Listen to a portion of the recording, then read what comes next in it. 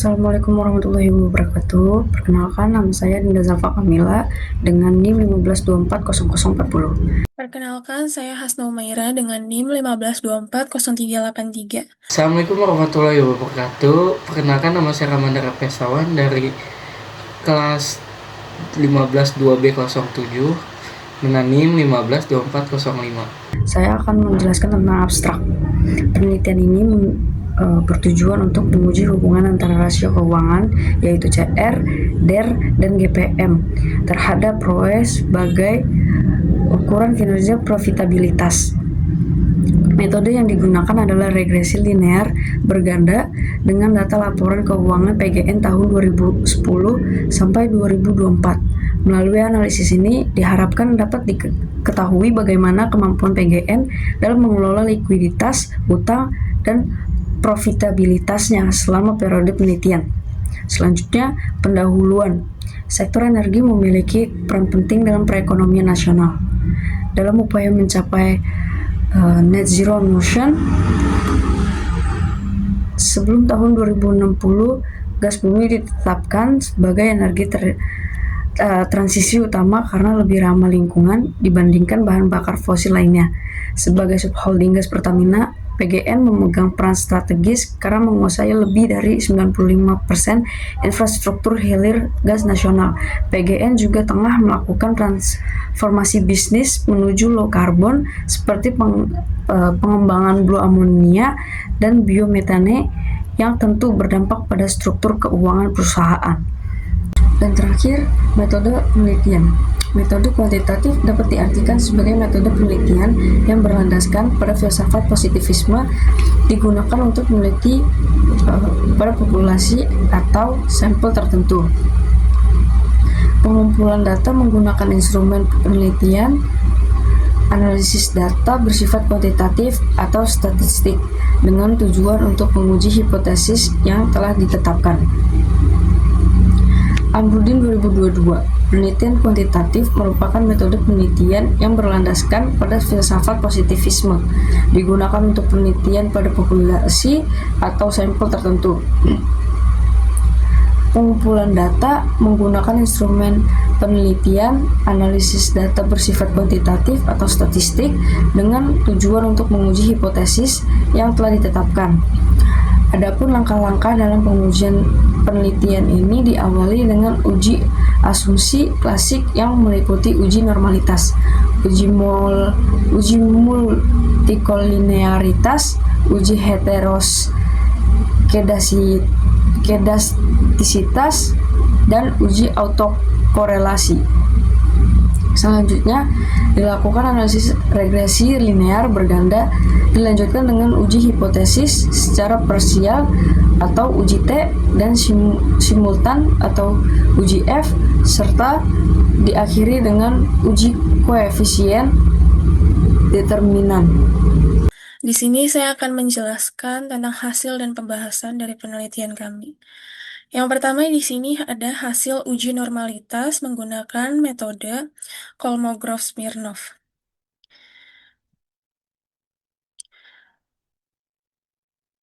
Di sini uji normalitas dengan metode Kolmogorov-Smirnov menjelaskan bahwa signifikasinya 0,525 yang berarti lebih besar dari tingkat signifikasi sebesar 0,05. Maka disimpulkan di sini bahwa data residual model berdistribusi normal. Lalu selanjutnya adalah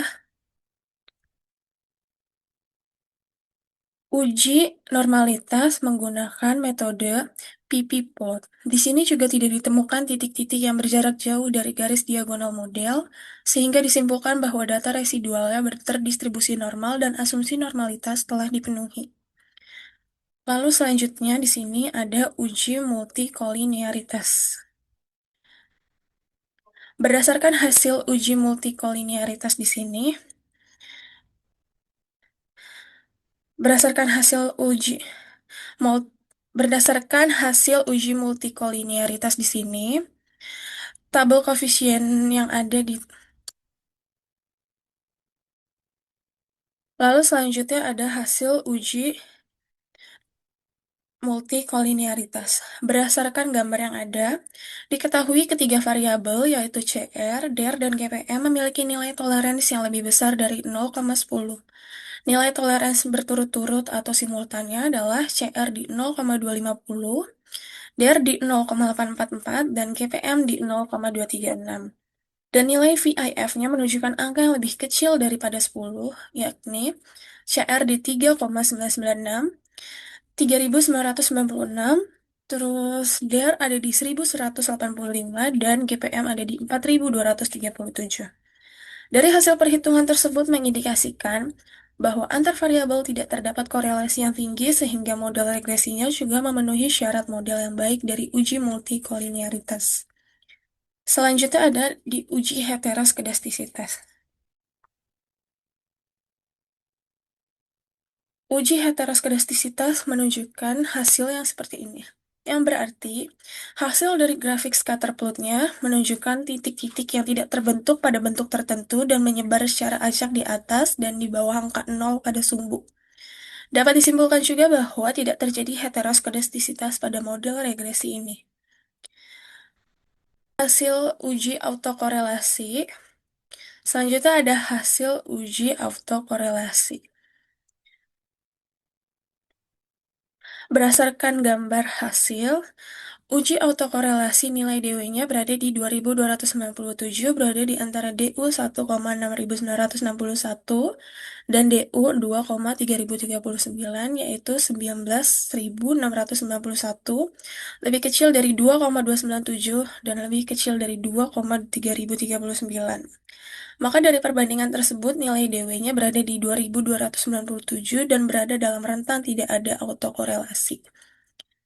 Lalu selanjutnya ada persamaan regresi. Berdasarkan hasil persamaan regresi ini, tabel koefisien menunjukkan persamaan regresi Rowe 1106,895, CR 0,114, dikurang DER 0,107, ditambah 18,105 GPM, di mana hanya variabel CR yang secara parsial berpengaruh signifikan terhadap Rowe, sementara model dipastikan bebas dari multikolinearitas. Selanjutnya ada, dari tabel itu juga bisa dijelaskan tentang uji T. Dari hasil yang ada, hanya CR yang berpengaruh signifikan terhadap Rowe. Karena nilai signifikannya 0,002 yang berarti lebih kecil dari 0,05, maka hipotesis nolnya ditolak dan disimpulkan bahwa CR berpengaruh signifikan dan memiliki hubungan positif terhadap Rowe. Sedangkan DER nilai signifikannya 0,084 dan GPM memiliki nilai signifikannya 0,400. Lalu selanjutnya ada hasil untuk uji F. Berdasarkan gambar hasil uji F ini, menunjukkan ketiga variabel bebas yaitu CR, DER, dan GPM secara simultan berpengaruh sangat signifikan terhadap Rowe dengan nilai signifikannya kurang dari 0,001. Lalu koefisien determinan. Di sini berarti adalah berdasarkan nilai dan gambar yang ada, nilai adjusted R-square-nya sebesar 0,239 dari tabel model summary. Disimpulkan bahwa 23,9% dari variasi DER dan GPM. Sementara sisanya 76,1% dijelaskan oleh faktor-faktor lain di luar model. Jadi saya menjelaskan tentang kesimpulan.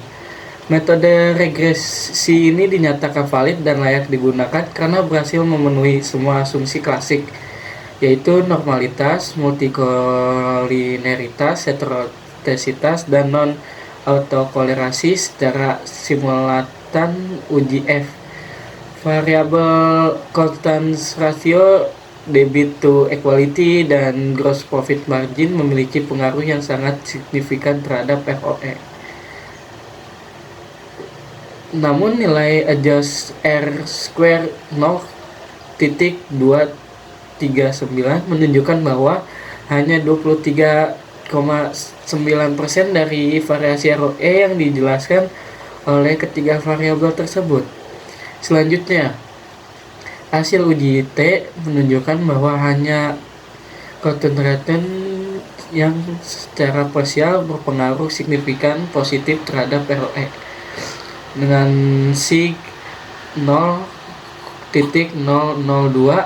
sementara debit to equity-nya dan gross profit margin terbukti tidak berpengaruh signifikan.